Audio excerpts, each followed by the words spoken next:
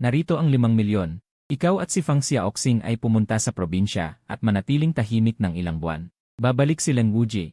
Nakaupo siya sa sala, naglilinis ng isang expired na mamahaling bagay. Ang aking 5 taong gulang na anak na si Fang Xiaoxing ay yumakap sa aking binti. Kumukurap ang mga mata na parang bituin at nagtanong, Tatay, ang 5 milyon ba ay sapat para anyayahan ang lahat ng magagandang ate sa bayan na makipaglaro sa akin? Ngumiti ako at kinurot ang kanyang pisngi, pagkatapos ay tumingin kay Bai Zero. Nagsinaludo ako. Garantisado kong matatapos ang misyon, boss. Natigilan siya. Siguro inakala niyang iyak ako, magmamakaawa.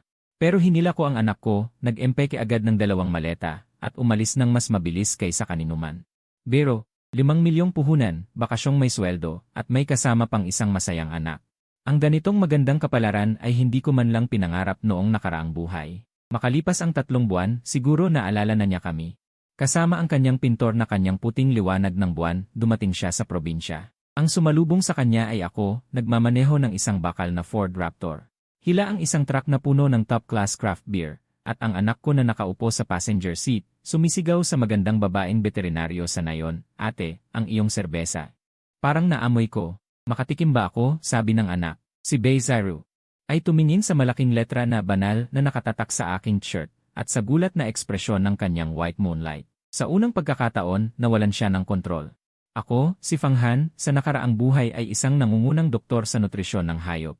Kakakuha ko lang ng Nobel Prize, ngunit namatay dahil sa sobrang heart failure bago ko pa man ito ma-enjoy. Pagmulat ng aking mga mata, nagising ako bilang isang mayamang manugang na lalaki na may parehong pangalan.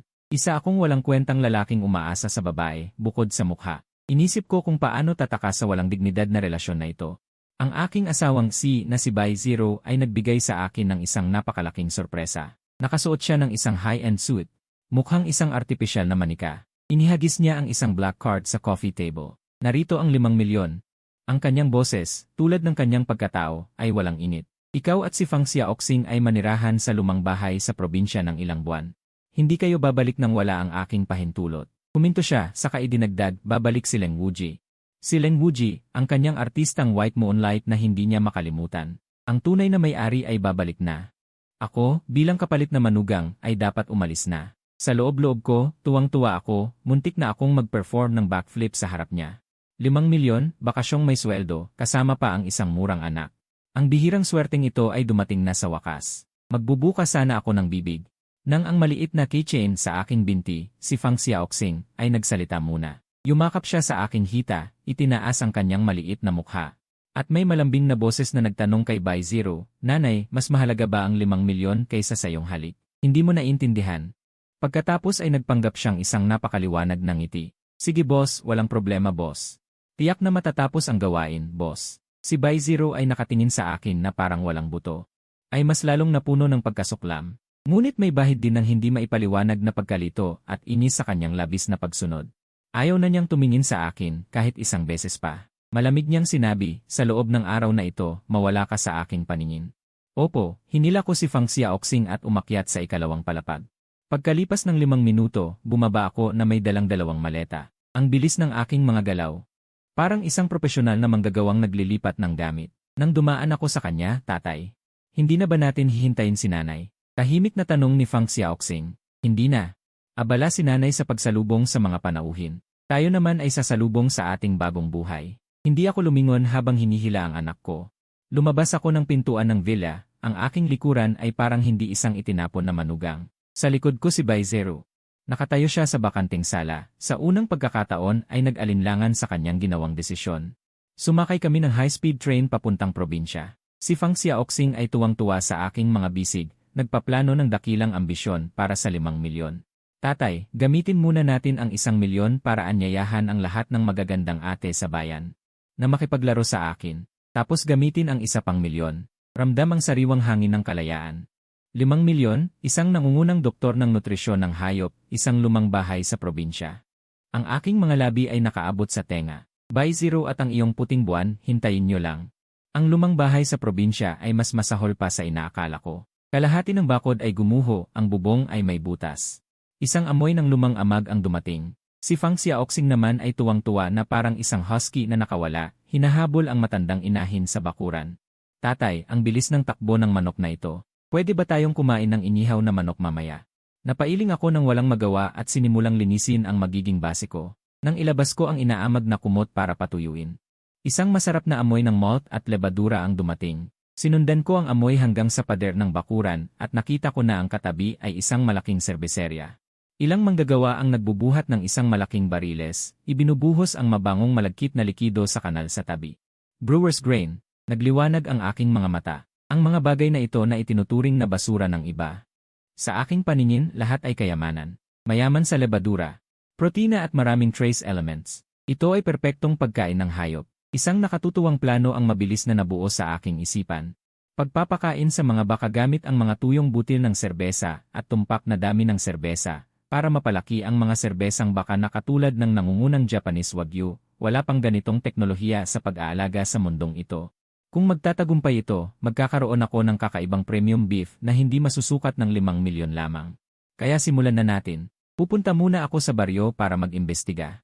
Nalaman ko na ang tanging veterinaryo sa baryo ay isang dalagitang bagong graduate sa agrikultura na nagngangalang Shen Qian.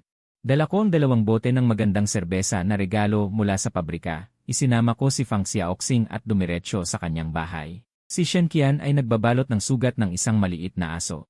Nang makita ako, hindi siya tumingin. Suot niya ang simpleng puting t-shirt at maong. Walang makeup pero may preskong parang bukal na bundok. May kailangan ka ba? Malamig ang tono niya, halatang inakala niya akong isang tagalunsod na naghahanap ng kakaiba sa probinsya. Ipinahayag ko ang aking pakay. Gusto kong magtanong tungkol sa lahi ng baka at mga issue sa bakuna. Nang banggitin ko ang plano kong mag-alaga ng baka gamit ang serbesa, natawa siya ng direkta. Ginoo, sa tingin mo ba parang laro lang ang pag-aalaga ng baka? Mahina ang tiyan ng baka. Kung pakakainin mo ng kung ano-ano, baka mamatay ang baka. Ang kanyang mga mata ay puno ng pangungutya sa isang lalaking tagalunsod na nag-isip ng kakaiba. Magpapaliwanag sana ako. Ngunit tumalon si Fang Xiaoxing mula sa aking kandungan at tumakbo sa harap ni Shen Qian gamit ang kanyang maikling paa. Bigla niyang niyakap ang hita ni Shen Qian. Tumingala siya, kumikislap ang mga mata. Kamukha mo ang diwata sa aking panaginip. Pupunta ka ba para sunduin si Papa pabalik sa langit? Nagulat si Shen Qian sa biglaang matamis na papuri. Namula ang kanyang pisngi. Gusto niyang magmukhang seryoso pero hindi niya mapigilan ang ngiti sa kanyang labi. Bata ka, ang tamis ng dila mo. Napatawa siya ng sabay, hindi niya alam kung maiinis o matutuwa. Lumambot ang kanyang ugali. Sinamantala ko ang pagkakataon, kinuha ko ang plano na sinulat ko buong gabi mula sa aking bag. Shen, hindi ito walang basihang pantasya. Iniabot ko ang plano sa kanya. Narito ang detalyadong nutritional ratio, analysis ng fermentation ng bakterya, at mga adjustment sa feed para sa iba't ibang yugto. Kailangan ko ang iyong profesional na suporta para masiguro na walang pagkakamali sa buong plano. Nag-aalinlangan na kinuha ni Shen Qian ang plano. Noong una, sinuri niya ito ng may pagdududa, ngunit habang binabasa niya, lalong naging seryoso ang kanyang ekspresyon. Mula sa pagdududa, naging gulat, hanggang sa tuluyang naging labis na pagkamangha. Bigla siyang tumingin sa akin, ang kanyang mga mata ay puno ng hindi makapaniwala. Paano mo nakalkula ang mga datos na ito? Ito ay parang isang nangungunang akademikong papel. Umiti ako ng bahagya. Dati akong nagtatrabaho sa larangang ito. Ang tingin ni Shen Qian sa akin ay tuluyang nagbago mula sa isang lalaking walang silbi, naging parang isang dalubhasa sa industriya.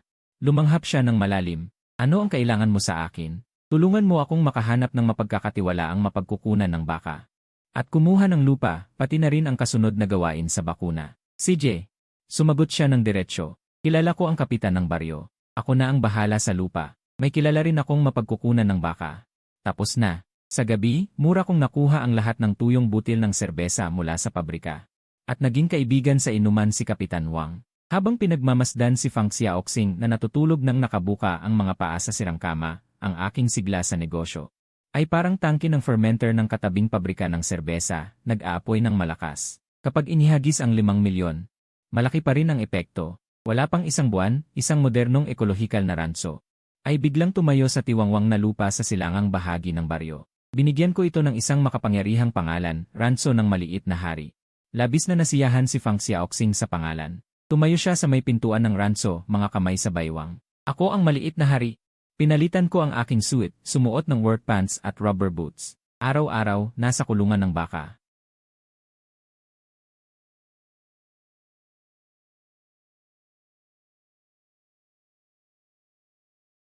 Ang lalaking tagalunsod na yon, sayang lang ang pera. Pinapakain ng serbesa ang mga baka.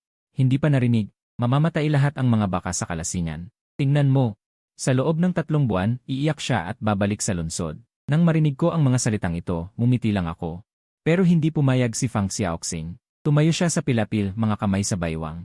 Sumigaw siya sa ilang mga ale na nagsitsismis. Ang tatay ko ay gumagawa ng eksperimento para sa mga baka. Hindi niyo naiintindihan ang high society. Natawa ang mga taga-baryo sa kanya. Bumaba ang mga chismis. Ang batang ito. Halos naging punong opisyal ng publisidad ng aking ranso. Naging anino rin siya ni Shenqian. Araw-araw, walang palya, pupunta siya sa klinika ni Shenqian para suriin ang trabaho. Ate Shenqian, ito ang buntot ng damo na pinili ko para sayo. Ito ay kumakatawan sa aking walang hanggang pag-ibig sayo. Ate Shenqian, ulat ng mood ng mga baka ngayon. Dahil nakita kanila. Napasaya siya ni Shenqian, lalo siyang naging masigasig. Sa negosyo ng ranso, halos ituring na niya itong sariling gawain. Samantala, sa daan-daang kilometro ang layo, sa wakas ay naalala ni Bai Zero ang akin at ang kanyang anak. Pinadala niya ang kanyang all-around assistant. Si Assistant Qin, na nagmamaneho ng isang Mercedes na hindi akma sa daang probinsya. Maingat na huminto sa pintuan ng rancho. Ang kanyang nakita ay ako, suot ang work uniform na may batik ng putik. Kasama si Shenqian na nag-aayos ng sirang bakod na tinamaan ng baka, masayang tumatawa. Si Fang Xiaoxing ay naglulublob sa putikan. Ginawa niyang isang maliit na babae ang sarili, lumalayo ang tawanan, nagulantang ang pananaw ng mundo ni Assistant Qin. Ang lalaking iyon sa kanyang alaala, laging sumusunod sa likod ni Bai Zero, tahimik at kakaunti ang salita. Si Ginoong Fang na walang presensya, parang nagbago na siya, kumuha siya ng ilang litrato. Bumalik siya para mag-ulat kay Bai Zero, Bai Zong, si Ginoong Fang at ang binata ay tila nag-o-team building sa probinsya. Ang kapaligiran ay napakasigla. Si Bai Zero, habang tinitingnan ang litrato ng lalaking tumatawa ng walang pakialam. At ang maruming anak, nakikinig sa ulat ng assistant na gulong-gulo, lalo pang sumimangot. Team building, hindi niya maintindihan. Ang 2 tao na kanyang pinaalis ay dapat na malungkot at miserable. Parang bawat araw ay 1 taon? Bakit sila napakasaya? Samantalang ako naman. Ang unang batch ng mga experimental na baka ay nagpakita ng resulta, matataba at malalakas ang katawan, makintab ang balahibo. Napakaganda ng kanilang kalagayan. Matapos suriin ni Shenqian gamit ang aparato, hinawakan niya ang aking braso ng may kagalakan, Fang Han. Tagumpay, ang bawat indikasyon ng karne ay mas mahusay kaysa sa anumang baka na nakita ko. Tumingin siya sa akin, kumikinang ang kanyang mga mata, nagpasya na ako, sasali ako. Sa harap ng lahat ng buhay at sigla na ito, naramdaman ko ang hindi pa naranasang kasiyahan, ito ang buhay na gusto ko. Habang ako at ang aking anak ay naglalaro ng masaya sa probinsya, si Bai Zero ay dumaranas ng isang romantikong sakuna. Matapos umuwi si Leng Wuji, ang kanyang dati nilang iniibig. Inilunsad niya ang isang matinding panliligaw sa kanya. Unang araw, sa harap ng punong tanggapan ng Bai Group, daan-daang drone ang bumuo ng isang malaking puso, naging pangunahing balita sa araw na yon. Siya, sa kanyang opisina. Galit na namumutla ang mukha. Ikalawang araw, siya ay nasa isang mahalagang pagpupulong kasama ang mga investor. Biglang bumukas ang pinto ng kumperensya, pumasok si Leng Wuji na nakasuot ng puting tuksedo, bitbit ang isang biolin. Tiningnan niya ng may pagmamahal si Bai Zero at pinatugtog ang i-awit ng pag-ibig. Ang malambing na tunog ng biolin sa seryosong silid ng kumperensya ay naging kakaiba. Ang mga malalaking investor sa kabila ay nagulat, naisip nilang mali ang kanilang pinuntahang eksena. Sa huli, isang pakikipagtulungan na nagkakahalaga ng daan-daang milyon ay natakot sa tunog ng biolin. Halos durugin ni Bai Zero ang kanyang panulat. Ikatlong araw. Inarkila ni Leng Wuji ang pinakamahal na French restaurant sa buong lungsod. Pinuno niya ng 9,000, 900 at 99 na pulang rosas ang sahig, sinindihan ang daan-daang scented candle. Para lang makasalo si Bai Zero sa isang hapunan ng kaluluwa. Ngunit, si Bai Zero ay may matinding allergy sa pollen, agad na nahirapan huminga, dinala sa ospital sa pamamagitan ng ambulansya. Sumunod si Leng Wuji sa ospital, umupo sa tabi ng kanyang higaan, may hawak na koleksyon ng tula. Binasa niya ang mga tulang isinulat para sa kanya, "O, Zero, ang iyong kagandahan ay nagpapasakal sa akin. Ang iyong sakit ay parang saksak sa aking puso." Si Bai Zero, nakikinig, sakit ng ulo na halos pumutok.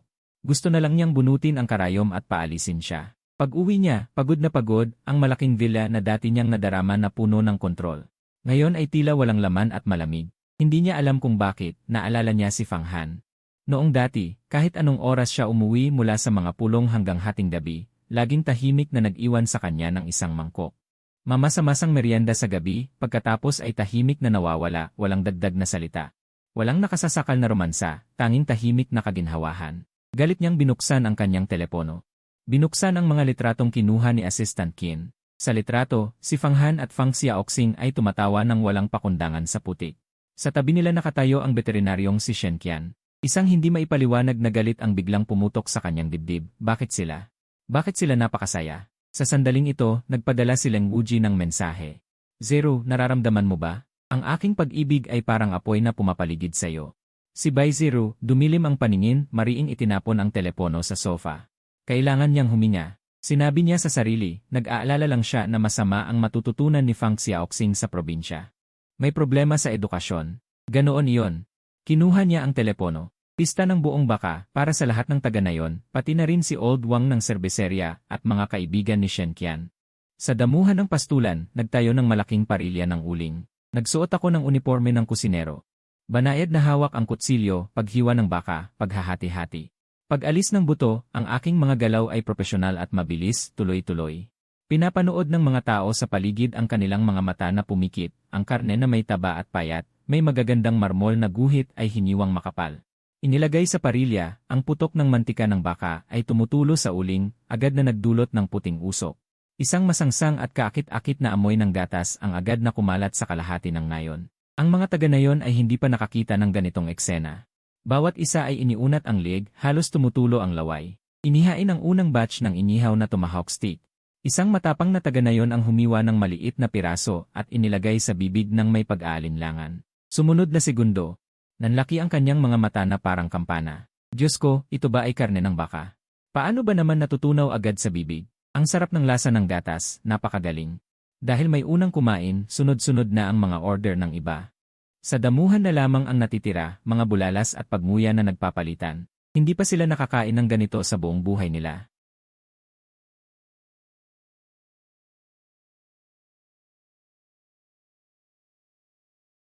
Kung hindi kayang bumili, huwag pumunta. Nagtawanan ng lahat, umabot sa kasukdulan ang atmosfera.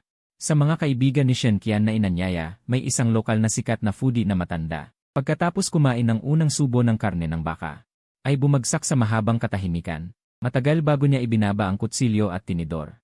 Lumapit sa akin na may seryosong mukha. Ginoong Fang, itong baka mo. Nag-aalok ako ng 10,000, susunod na baka i-book ko na. Umiling ako. Pasensya, hindi ko ibinebenta ang baka ng isa-isa. Pinunasan ko ang aking kamay. Malakas kong sinabi sa lahat, ang aking Little Tyrant Ranch ay gagawa lamang ng pinakamataas na uri ng ranso. Maglulunsad ng pribadong hapunan na custom-made, bawat isa ay 18,000, isang mesa 10 tao. Kailangan mag-book isang buwan ng maaga. Pagkasabi nito, nagulat ang lahat. 18,000 bawat isa para kumain ng karne ng baka. Mas mabilis pa ito sa pagnanakaw ng pera.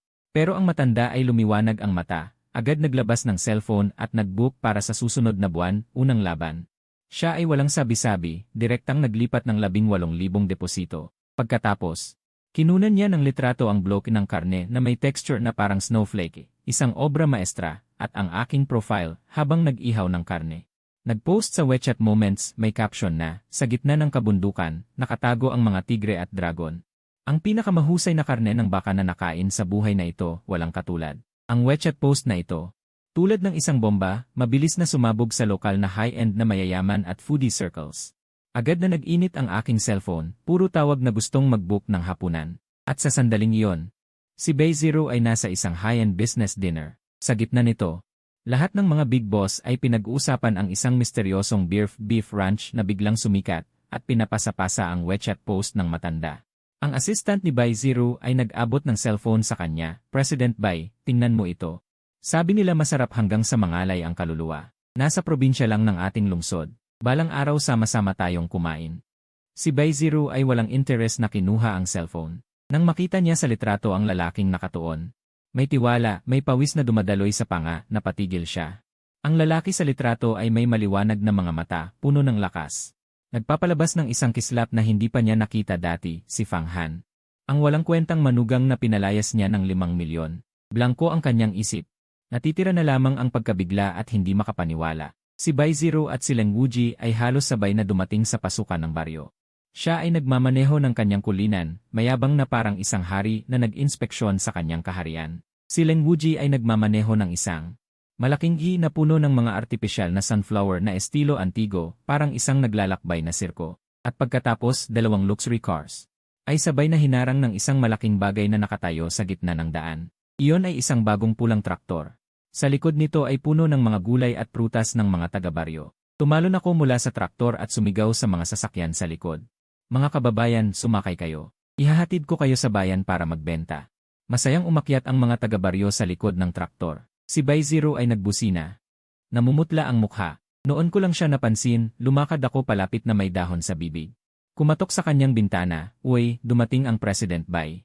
Anong kailangan?" Ang suot kong shirt na may malaking letra na "Bida" ay sumakit ang kanyang mga mata. Bago siya makapagsalita, sumugod si Leng Wuji mula sa likod. Akala niya si Bai Zero ay espesyal na pumunta sa probinsya para hanapin siya, maranasan ang buhay sa bukid. Para pukawin ang kanyang inspirasyon sa sining, "Zero, tingnan mo ang lupaing ito. Puno ng premal na sigla, aking musa." Ibinuka niya ang kanyang mga braso. Parang niyayakap ang langit. Hindi ko siya pinansin, sinabi ko kay Bai Zero. Ang daan ay masyadong makitid, hindi makapasok ang sasakyan. Maglakad na lang tayo. Pagkasabi nito, minaneho ko ang traktor sa gitna ng mga tawa at saya. Umalis na nag-iwan ng alikabok. Si Bai Zero at si Leng Wuji, dalawang makikinang na tagalungsod, ay kailangang maglakad. Nang makarating sila sa ranso, nakita nila ang eksena na sabay silang napahinto. Ako at si Shen Qian. Sabay na nakatayo sa ilalim ng araw, inaayos ang isang kahoy na bakod. Ang buhok ni Shen Qian ay ginulo ng hangin. Iniabot ko ang aking kamay at natural na inayos ang kanyang gusot na buhok sa likod ng kanyang tainga. Namula ang kanyang mukha, ngumiti at yumuko. Si Fang Xiaoxing ay nakaupo sa maliit na bangko sa tabi. Hawakan ng isang wrench sa isang kamay at isang screwdriver sa kabilang, sumisigaw na parang isang tagapangasiwa. "Tatay, laban! Shen Qian ate, laban!" Ang eksenang iyon, harmonious na parang isang pintura, mainit na nakakasilaw, si Bai Zero. Ang puso ay tila may isang bagay na matinding tumusok. Si Fang Xiaoxing ang unang nakakita sa kanila, tumalon siya mula sa bangko at tumakbo. Ngunit hindi siya tulad ng dati na sumugod sa mga bisig ni Bai Zero. Sa halip, huminto siya sa 3 hakbang ang layo, magalang at malayo ang tawag pagkatapos. Tumingin siya nang may pagtataka kay Leng Wuji, "Tito, ang iyong sasakyan ay parang circus, pumunta ka ba rito upang magpakita ng pagbuga ng apoy?" Natuwa si Leng Wuji nang marinig ito, hinawakan niya ang balikat ni Fang Xiaoxing, "Anak, mayroon kang artistikong mata. Nararamdaman ko ang ligaw na kaluluwa sa iyong kaloob-looban." Ang mukha ni Bai Zero ay naging itim na parang ilalim ng palayok, lumapit siya. Mula sa kanyang taas ay tinanong niya ako, "Fang Xiao, ganito mo ba pinalaki ang iyong anak? Hayaan siyang gumulong sa putikan buong araw. Hayaan siyang maging ganito kawalang galang." Pinunasan ko ang pawis sa aking kamay, tamad na sumandal sa bakod. "Report, boss, ang otoridad na pag-aaral ay nagpapakita na ang paglalaro sa putik ay makatutulong sa pagpapalakas ng kaligtasan ng bata. Makakadagdag din ng micronutrients. Tungkol sa pagiging magalang, siya ay magalang sa lahat ng kanyang nakikita ngayon. Sa palagay ko ay maganda yon." Tiningnan ko siya mula ulo hanggang paa. "Presidente Bai, gusto mo ring subukan?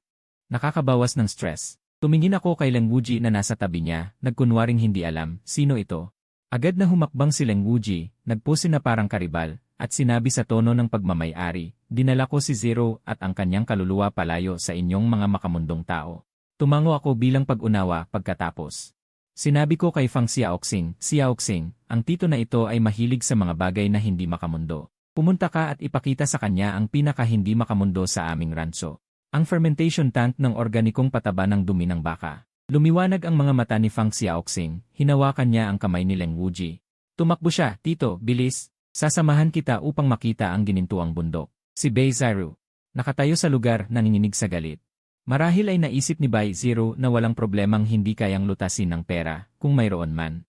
Ibig sabihin ay hindi sapat ang pera. Kinuha niya ang kanyang tseke mula sa kanyang Hermes bag. Sumulat ng isang serye ng mga numero, pinunit ito at ibinigay sa akin, "Narito ang 10 milyon. Isara ang basurang ranso na ito at sumama ka sa akin." Ang kanyang tono ay nanatiling mapagmataas na parang pagbibigay. Hindi ko ito tinanggap, itinuro ko ang isang toro na mahinahong kumakain ng damo sa malayo. "Nakikita mo ba ang torong iyon? Pure blood Australian Wagyu. Bumili ko ito sa auction ng 8 milyon. Umiti ako. Tumingin sa kanya, "Ang 10 milyon mo ay hindi sapat para sa kanyang taunang gastusin. Gastusin sa beer at pagkain." Napahinto si Bai Zero, hindi makapagsalita. Ang kamay na may hawak na tseke ay naiwan sa hangin, lubhang nakakahiya. Sa kanyang mukha ay unang lumitaw ang pagkatalo at pagkalito. Sa mahabang panahon, ang pera ay kanyang sandata sa pagsukat at paglutas ng lahat. Ngunit sa akin, biglang nawalan ng bisa. Sa tabi, nakita ni Leng Wuji ito, naisip niya na ito na ang kanyang pagkakataong magpakitang gilas. Mabilis niyang inilatag ang kanyang easel, kinuha ang kanyang brush, at sa isang kabalyero na tindig. Sinabi sa akin, hamak na mortal, hindi ka karapat-dapat kay Zero, hahamon kita sa isang tunggalian.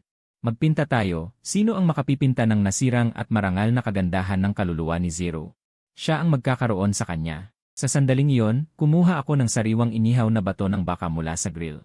Pinunasan ng kumin at chili powder, mabango. Inialay ko ang bato ng baka sa kanya. Kumain ka muna bago magpinta, mukha kang maputla, medyo hina. Ang ilong ni Leng Wuji ay kusang kumibot, ang kanyang lalamunan ay gumalaw pataas pababa. Habang nagsasalita siya ng matuwid. Hindi ako bibili ng iyong maruming pera, sinunggaban niya ng tapat ang bato ng baka, at kumain ng malalaking kagat. Ang sarap! Sa gitna ng katawatawang pagtutuos na ito, isang malakas na ugong ang lumapit mula sa malayo. Isang helicopter ang dahan-dahang bumaba sa bakanteng lupa ng ranso. Bumukas ang pinto. Ang sarap! Sa gitna ng katawatawang pagtatalo na ito, isang malaking ugong ang dumating mula sa malayo. Isang helicopter ang dahan-dahang bumaba sa bakanteng lot ng pastulan. Bumukas ang pinto. Isang matandang lalaki na nakasuot ng tradisyonal na Chino na kasuotan at masigla ang anyo ay lumakad pababa na napapaligiran ng ilang mga gwardiya. Siya ang tita ng industriya ng pagkain, si Lolo Lee, bumaba siya sa eroplano. Diretso siyang lumapit sa akin, humahagalpak ng tawa at nakipagkamay, sabay sabing Fang Han. Talagang lumipad ako mula sa Beijing para lang matikman ang sikat mong beer feed na baka, at pag-usapan natin ang eksklusibong partnership. Ngumiti ako at inakay siya sa isang gazebo sa tabi, nagtimpla ng mataas na klase ng tsaa, at nagsimulang pag-usapan ang mga detalye ng partnership.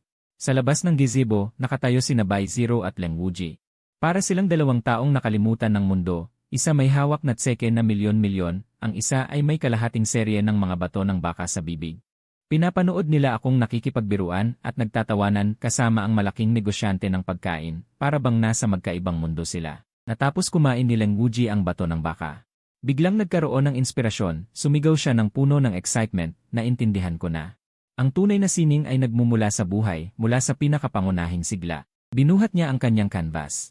Tumakbo siya papunta sa kulungan ng baka, gusto niyang magpinta ng baka. Nakalimutan na niya ang orihinal niyang dahilan sa pagpunta rito, si Bai Zero. Nakalimutan na niya ng lubusan. Si Leng Wuji ay nanatili sa ranso, naniniwala siya.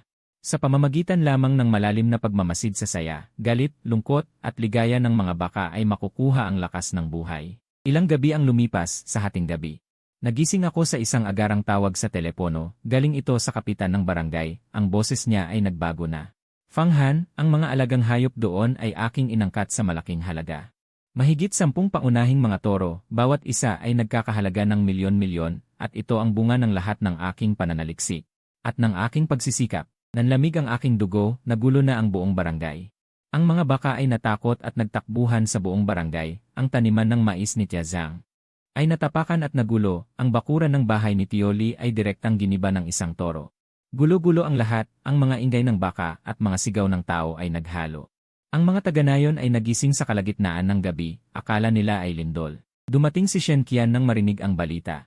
Nakita ang walang laman na kulungan ng baka, pumuti ang kanyang mukha, ano ang gagawin natin? Hindi lang ito pinsala sa pananalapi, ang mga baka ay nasa labas at takot na takbo, kung makasakit sila ng tao ay ayos na yon. Magsisimula na sana akong mag-ayos ng mga tao para hanapin sila, nang makita ko si Leng Wuji na nakasuot ng pantulog, yakap ang kanyang canvas. Tumatakbo papunta sa akin mula sa malayo, puno ng excitement. Sa likod niya, si Bai Zero ay sumusunod din, mukhang takot. Fang Han, tingnan mo ang aking pintura, nahuli ko. Ang sandali ng kanilang pagtakas patungo sa kalayaan, ang ligaw na tensyon na yon, napakaganda. Si Leng Wuji. Inilapit ang kanyang pintura sa aking mukha, nasa larawan ang ilang mga baka na lumalabas sa bakod, sinisira ang kubo. Tinignan ko ang kanyang mukha na namula dahil sa excitement, at ang innocent at mayabang na ekspresyon, isang malaking galit ang pumutok sa aking ulo. Hindi pa ako nagalit ng ganito sa buong buhay ko. Ikaw ang may gawa nito, ang aking boses ay malamig na parang yelo. Walang tigil na nagsalita si Leng Wuji, nakita ko silang nakakulong sa loob ng bakod. Ang kanilang mga mata ay puno ng pananabik sa kalayaan, ang kanilang mga kaluluwa ay hindi dapat nakakulong. Pinakawalan ko lang ang kanilang likas na ugali. Si Bai Zero ay nagising din nang makita niya ang gulo sa harap niya. At si Leng Wuji na walang kamalay-malay sa malaking kasalanan na kanyang nagawa, sa unang pagkakataon ay nakaramdam siya ng tunay na galit at pagkabigo. Leng Wuji, alam mo ba kung ano ang ginawa mo? Si Leng Wuji ay nagmukhang inosente pa rin. Gusto ko lang silang tulungan. Tinitigan ko siya ng mariin at sinabi ng paisa-isang salita. Ang pinakawalan mo ay hindi ang kanilang likas na ugali, kundi ang aking 10 milyong assets at ang kaligtasan ng buong barangay. Biglang sumiklab ang krisis, ito ang pinakamalaking hamon na aking hinarap simula nang pumunta ako sa probinsya. Sa harap ng biglaang sakuna, mabilis akong naging kalmado sa halip. Ang magalit ay hindi malulutas ang anumang problema. Agad kong kinuha ang aking cellphone, binuksan ang isang API, at inilabas ang receipt ng espesyal na pagkain. Pinatawag ko si Old Wang mula sa paggawaan ng serbesa upang agad itong ihalo. Dahil ang lahat ng baka ay may implanted na chip. Mayroon akong kanilang lokasyon, ngunit malawak ang lugar, kailangan naming maghiwa-hiwalay sa paghahanap. Sa sandaling maghahanda na akong magtalaga ng mga gawain, lumapit si Bai Zero. Tinanggal niya ang kanyang takong na sapatos at nagsuot ng flat shoes. Ang kanyang mukha ay wala ng dating kayabangan. Seryoso lamang ako ang mga ngasiwa sa koordinasyon. Siya nga ay isang C na namamahala sa isang malaking korporasyon. Agad niyang ipinakita ang kanyang kahanga-hangang kakayahan sa pamamahala. Ginamit niya ang aking computer upang ikonekta ang drone, pinalipad ito para sa aerial reconnaissance. Inilabas niya ang mapa ng buong barangay sa dingding, Group A pumunta sa Silangang Burol, Group B pumunta sa Kanlurang Ilog. Group 5 maghanap sa pangunahing daan ng barangay, bawat grupo ay may two-way radio, magulat ng posisyon anumang oras. Siya ay maayos at mahusay na hinati ang mga natatakot na taga-nayon sa ilang grupo. Napakataas ng kahusayan. Sa lahat ng oras, siya ay namumuno sa libu-libong tao sa mundo ng negosyo. Ito ang unang pagkakataon na inutusan niya ang mga taga-baryo na palayasin at paligiran ang mga baka, at si Leng Wuji na nagdulot ng gulo ay nakadama rin ng matinding pagkakasala. Gusto niyang tumulong, ngunit hindi niya alam kung ano ang gagawin, bigla niyang may naalala. Ginamit niya ang kanyang talento sa pagtanda at pagguhit, teka, naalala ko sila. Lahat ay iginuhit ko, kinuha niya ang sketchbook at mabilis na iginuhit ang katangian ng bawat nawawalang baka. Itong isa, sa kaliwang puwitan, may markang parang mukha sa apelyido ng sandaang pamilya. Yung isa, sa noo ay may puting buhok na parang kuwit. Ang mga kakaibang paglalarawang ito ay nakatulong sa mga taga-baryo na tumpak na makilala ang mga target sa dilim. Ako, si Shenqian, at si Bai Zero ay bumuo ng isang pangunahing grupo. Ayon sa ugali ng mga baka, nahulaan namin na ang nangungunang toro ay maaaring nakatago sa pinagmumulan ng tubig sa likod ng bundok. Kaming tatlo ay may mga flashlight, mahirap ang pag-akyat sa bundok, at totoo nga. Sa tabi ng isang sapa, natagpuan namin ang pinakamahal na nangungunang toro na nagkakamot ng mga paa sa pagkabalisa.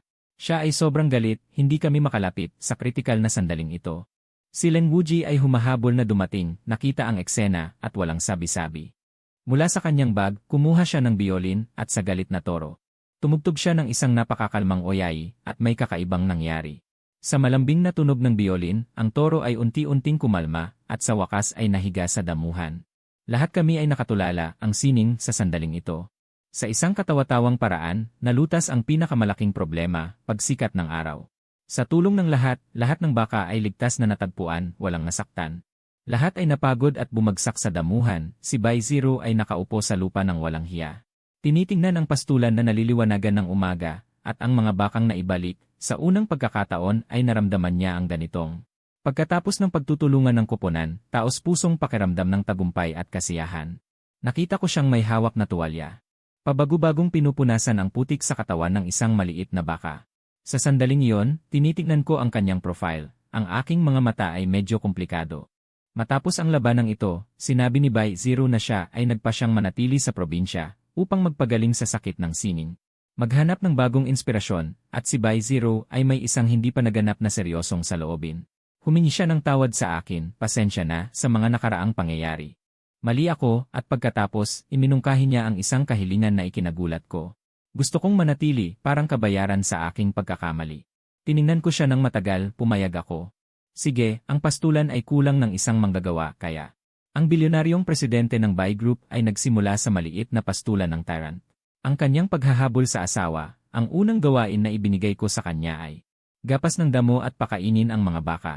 Kinabukasan, nakasuot siya ng bagong outdoor sportswear, may suot na limitadong edisyong Hermes rubber shoes. Lumitaw sa kulungan ng baka, gumawa pa siya ng ini para suriin at planuhin ang Pinakamainam na ruta at time management para sa paggapas. Sa loob ng 3 minuto sa damuhan, sinigawan siya ng isang tipaklong at tumakbo palabas. Tanghali. Gusto niyang magpakitang gilas, magluto ng tanghalian para sa akin at kay Fang Xiaoxing upang ipakita ang kanyang kahusayan. Ngunit nagliyab ang kawali, muntik nang masunog ang aking kusina.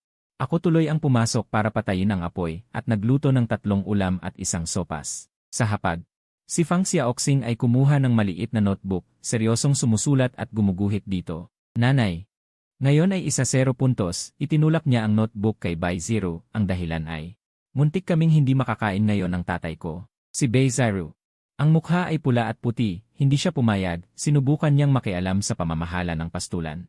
Nagpuyat siya buong gabi, sumulat ng 100 pahinang estratehiya para sa susunod na 5 taon ng maliit na pastulan. Development Plan at Risk Control Report. Kinuha ko ito, binaliktad ng 2 pahina, ibinalik sa kanya. Maganda ang buod, ngunit wala, sinabi ko sa kanya ang aking estratehiya. 3 pangungusap lang, pasayahin ang mga baka, pasiyahin ang mga kliyente. Hawakan ang kanyang ulat ng puso at nadama ang matinding pagkabigo, ngunit hindi siya sumuko. Tinanggal niya ang kanyang Hermes na goma na sapatos at pinalitan ng ordinaryong sapatos na pangtrabaho at talagang nagsimulang matutong maggapas ng damo. Paglilinis ng kulungan ng baka, ilang araw ang lumipas, ang kanyang mga kamay na maayos na inaalagaan. Pati ang mga kuko na may diamante ay nagkaroon ng ilang paltos. Sa gabi, nakita ko na masyado siyang nasasaktan, kaya halos hindi niya mahawakan ang chopstick, ngunit wala siyang sinasabi.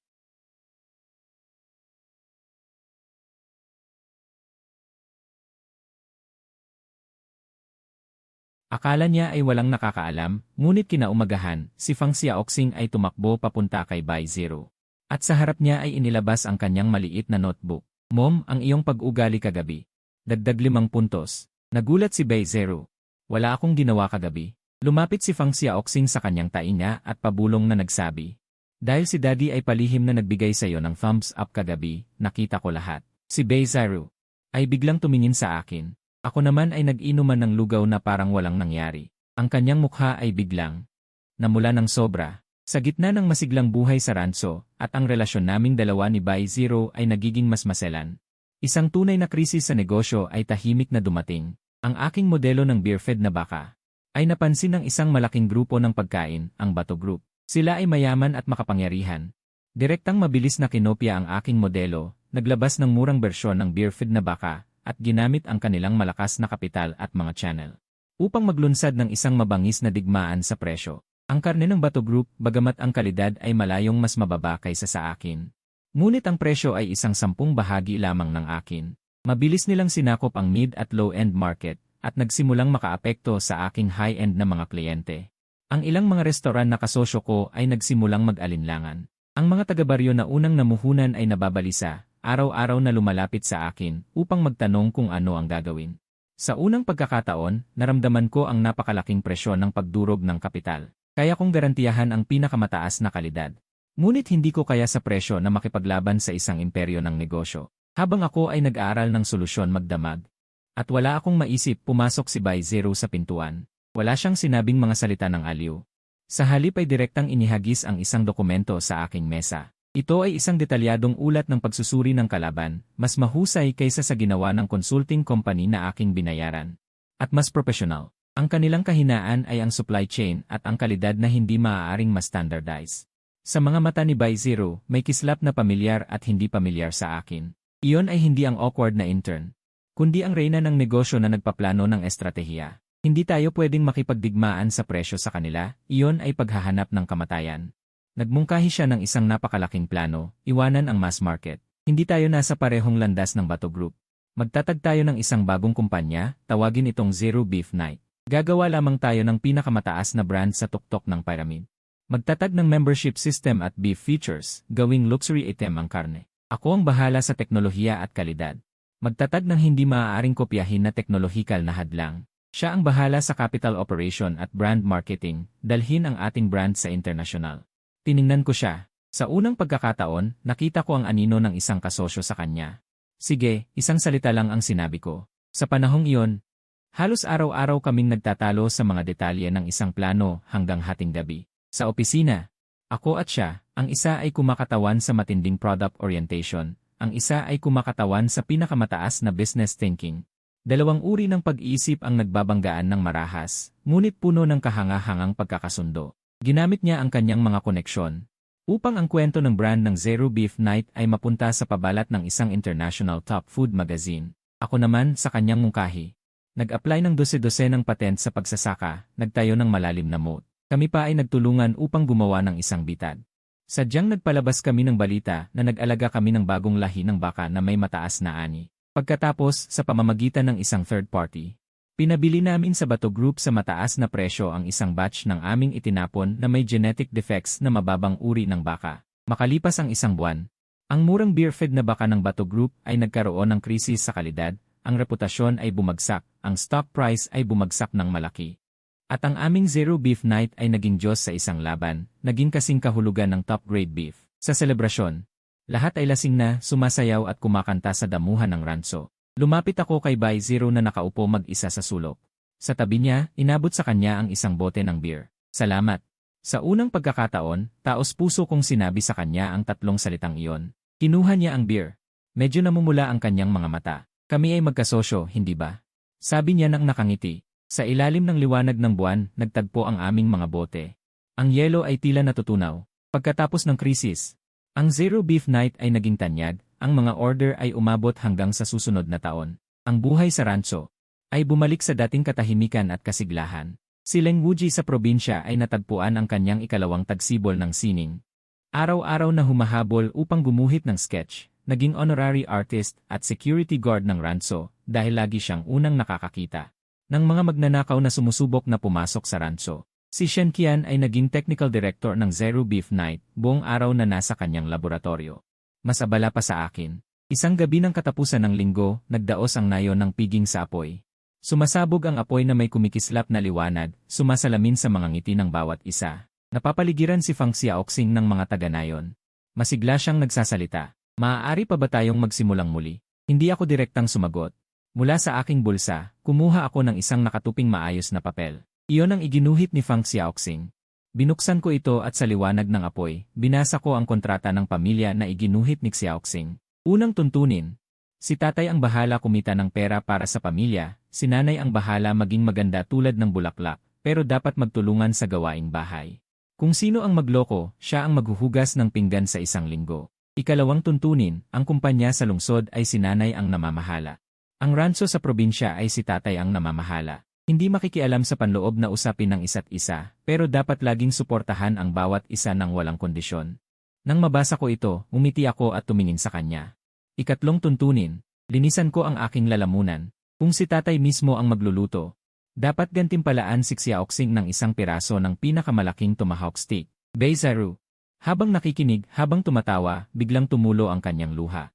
Hindi siya nagsalita, lumapit lang siya at kusang hinalikan ako. Sa di kalayuan, ang matalas na mata ni Fang Xiaoxing ay agad na tumalon. Hanggang sa sumigaw kami ng deal. Ang aking steak, tatay, hindi ka pwedeng magloko. Tumawa ang buong nayon, masayang nangasar. Si Leng Wuji ay tuwang-tuwang kumuha ng kanyang sketchpad. Sabi niya gagawa siya ng isang mahusay na obra para sa sandaling ito ng pag-ibig at pagkakasundo. Si Shen Qian ay ngumiti at lumapit.